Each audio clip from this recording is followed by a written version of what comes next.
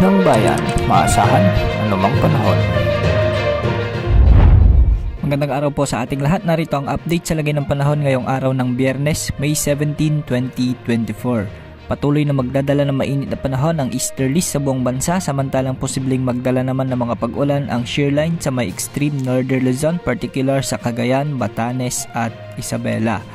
Maraming lugar pa rin ang makararanas ng malinsangang panahon ngayong araw dahil sa easterlies at posible ring makaranas ng mga danger level heat index ang marami pang lugar. Ngayong araw posibleng makaranas ng mga kalat-kalat na thunderstorms ang maraming lugar sa northern Luzon na pagsapit ng hapon o gabi, lalo na sa mga lugar ng Ilocos Sur, La Union, Cagayan, Isabela, Apayao, Kalinga, Mountain Province, Nueva Ecija, Nueva Vizcaya, Quirino, Aurora, Benguet, Ifugao at Abra. Magiging maulap naman na may mga isolated rains ang ilang bahagi ng Central at Southern Luzon at Calabarzon. Mataas din ang tsansa ng ulan ngayong hapon o gabi sa Metro Manila at ilang kalapit na lalawigan.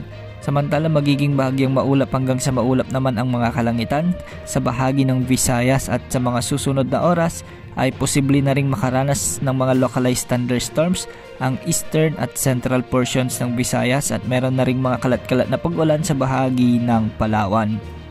Sa Mindanao ay posible rin ang mga thunderstorms sa may Soc-Sargen at Zamboanga Peninsula.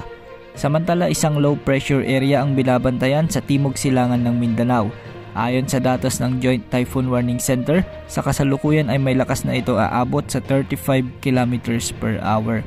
Ayon sa mga weather models na GFS at ECMWF models, tumataas ang tsansa na pumasok ito ng Philippine Area of Responsibility. Sa ngayon ay mababa pa naman ang tsansa nitong maging bagyo hanggang sa susunod na 48 oras at wala pa itong epekto sa ating bansa. Ayon naman sa pagtala ng weather in symbols galing sa GEFS at EPS models, tumataas ang posibilidad na maging bagyo ang binabantayang kumpol ng kaulapan na nasa labas ng ating area of responsibility.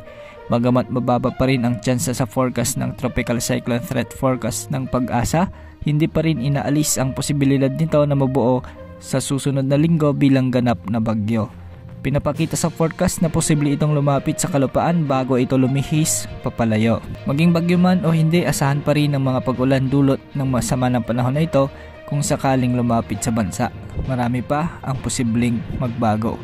At yan ang update sa lagay ng panahon. Ito po ang weather update ng bayan. Maasahan anumang panahon.